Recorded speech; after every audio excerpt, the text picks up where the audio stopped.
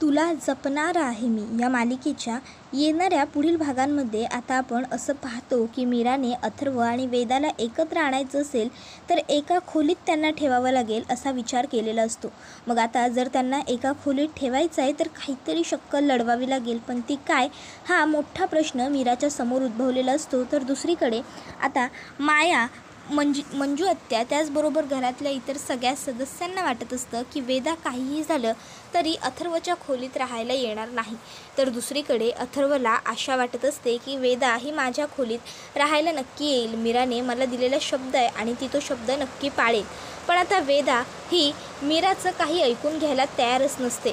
त्यामुळे आता मीरा एक शक्कल लढवते. ती झोपायचं नाटक करते आणि एक 5-10 मिनिटात उठते आणि बाहेर धावत जाते. अंबिकाताई, अंबिकाताई, अंबिकाताई असं ओरडत ते असते. त्याबरोबर लगेचच वेदाही तिच्या मागे येते आणि अंबिकाला कळत नसतं की मीराचं नेमकं हे काय सुरू आहे. अंबिका आकाशात बघते आणि आता म्हणायला लागते, अंबिकाताई अहो नका हो अशा नाराज होऊ आणि काळजी नका करू. अहो हो मला कळतंय मला तुम्हाला खूप दुःख होतं आहे ना, खूप वाईट वाटतं आहे. अहो हो मला पण तसंच वाईट वाटतं आहे. माझीसुद्धा अगदी हीच इच्छा होती, पण आता काय करणार आपण. त्याबरोबर लगेचच वेदा विचारते, आई अगं आई सांग ना, माझी अंबिकाई का रडते, ती काय बोलते. आई अगं बोल ना. त्यावर लगेचच मीरा सांगते, तुला सांगून काय उपयोग, तुला तर अथर्वच्या खोलीत राहायला जायचं नाही आहे ना, तुझी आई म्हणूनच रडते. त्याबरोबर हे बघून इकडे अंबिकाला मात्र खूपच जास्त हसायला येत असतं. ती हसत असते. तर इकडे आता मीरा म्हणत असते, अगं तुझ्या आईची सुद्धा हीच इच्छा आहे की तू आणि तुझ्या बाबांनी पुन्हा नव्याने लवकरात लवकर एकत्र यावं आणि मग पुन्हा आपलं सगळं घर पूर्वीसारखं हसत खेळत राहावं. पण तुझं काय, तुला तर तुझ्या बाबांजवळ झोपासुद्धा जायचं नाही आहे. मग काय करणार. अंबिकाई रडणारच ना. अंबिकाई तर आता तुला काही बोलू शकत नाही. त्यावर वेदा म्हणते, अंबिकाई अगं प्लीज रडू नकोस ना गं. मी खरंच सांगते मला तुला हर्ट नाही करायचं, पण बाबाकडे मला नाही जायचं. अंबिकाई प्लीज रडू नकोस. त्यावर मीरा म्हणते, बघ वेदा अजूनही तुला तुझाच हट्ट पूर्ण करायचा आहे. मला वाटलं होतं की आता अंबिकाई रडतीये तर तू किमान तिच्या समाधानासाठी तरी बाबाच्या खोलीत जाऊन राहशील, पण नाही, तुला तर फक्त तुझा हट्ट महत्त्वाचा आहे. अंबिकाई थोडीच महत्त्वाची आहे. त्याबरोबर लगेचच आता वेदा म्हणत असते की नाही असं काही नाही आहे, माझ्यासाठी अंबिकाई महत्त्वाची आहे. त्यावर लगेचच मीरा म्हणते, हो ना, मग अंबिकाईने सांगितलेलं आता ऐकायचं. जा बरं जाऊन झोप बाबांच्या रूममध्ये. त्याबरोबर इथे अंबिका आता तोंडावर हात घेऊन हसत असते. तर मीरा ही अलगद अंबिकाला म्हणते, हसू नका तुम्ही हसलात तर मलाही हसू येईल आणि सगळा प्लॅन फ्लॉप होऊन जाईल. त्याबरोबर लगेचच आता इकडे अंबिका म्हणायला लागते, पण मीरा काय उत्तम शक्कल शोधून काढली आहेस तू, ही आयडिया कोणाला सुचली नसती असं म्हणते. त्याबरोबर लगेचच मीरा म्हणत असते की हो काय करणार, कधी कधी वेदाला समजवायला हे अशा गोष्टीसुद्धा मला कराव्या लागणार. तुम्हाला वाईट नाही ना वाटलं अंबिकाताई. त्यावर अंबिका म्हणते, अगं वाईट, मला तर खूप हसू आलं आहे तुझी ही ॲक्टिंग बघून. 1 नंबर ॲक्टिंग करतेस ना तू. त्यानंतर लगेचच आता वेदा म्हणते की मी जाते माझ्या बाबाकडे झोपायला. मी बाबाकडे झोपायला गेल्यावरती तरी अंबिकाई गप्प बसेल ना गं मीराई. त्यावर मीरा म्हणते, हो लगेच गप्प बसेल अंबिकाई, तू फक्त बाबाच्या खोलीत एकदा झोपायला जा तर खरं, मग मी इथे अंबिकाईला सांगते.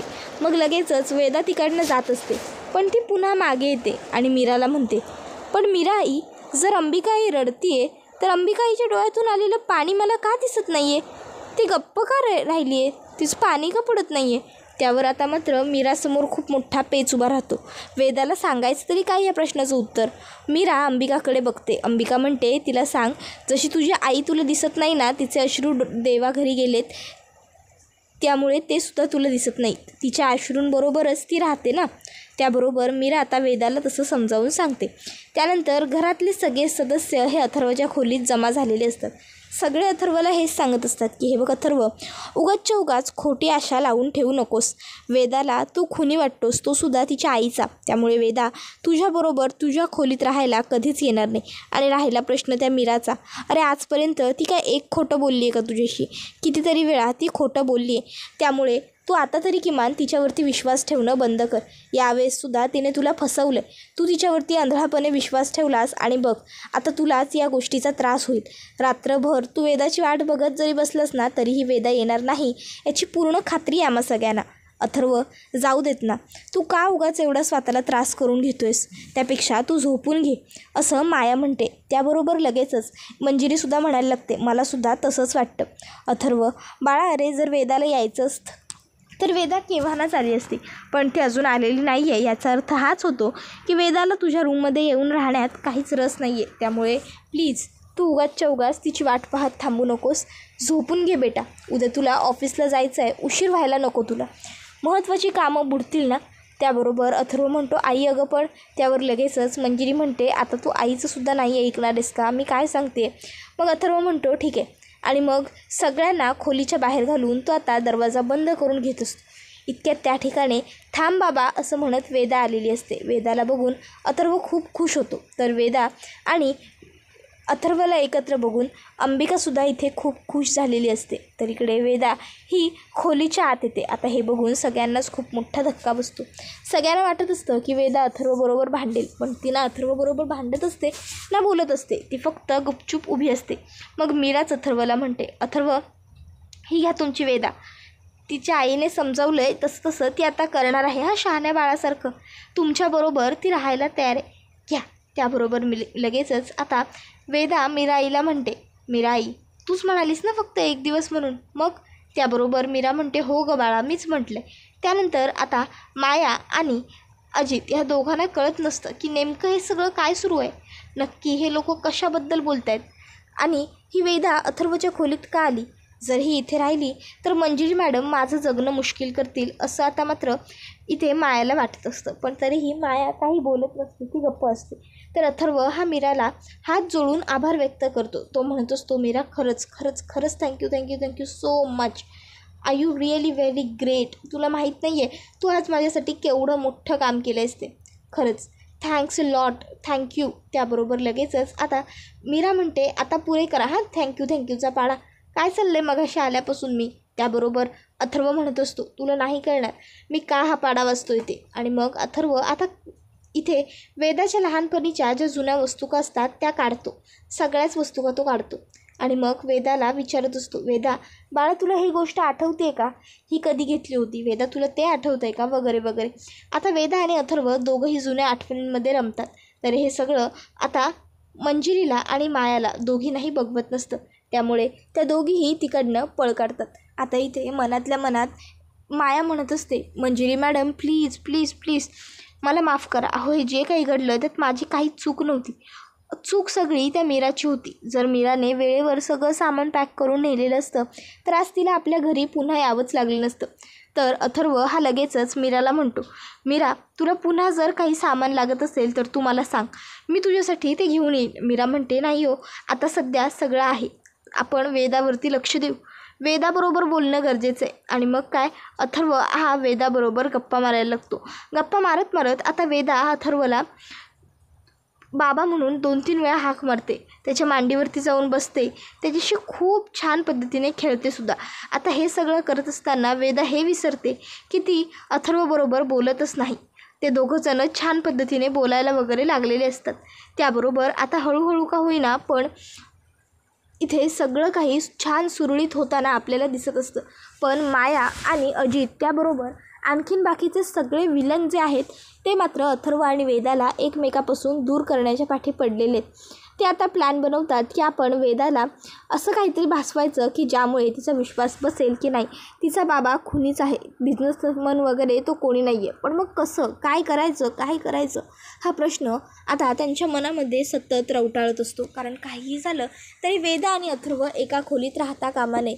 कारण जर वेदा आणि अथर्व एका खोलीत राहिले फक्त तर आणि तरच माझी इच्छा पूर्ण होईल. त्याच्यानंतर आता इथे लगेचच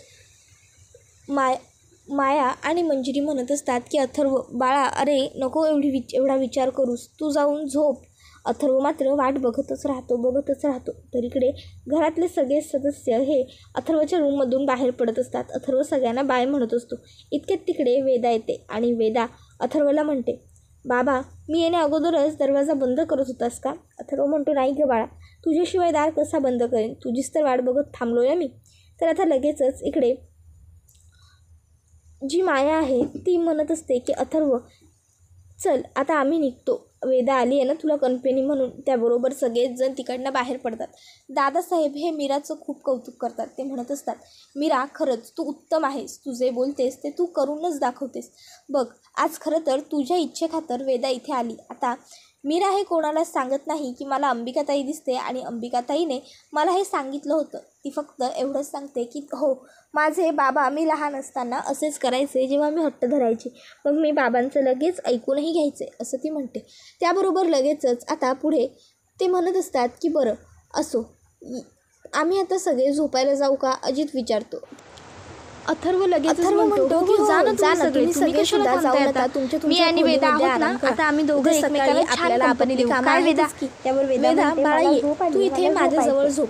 मग आता वेदा बेडवरती झोपून घेते. मायाला मात्र झोपायला जाऊया आपण. खूपच जास्त राग येत आता वेदा तर मीरा ही मायाला सांगत नसते पण ती गप्प बसते. मीरा जे वेदाला विचारते नक्कीच काय झालं वेदा बाळा तुला झोप येत नाहीये का.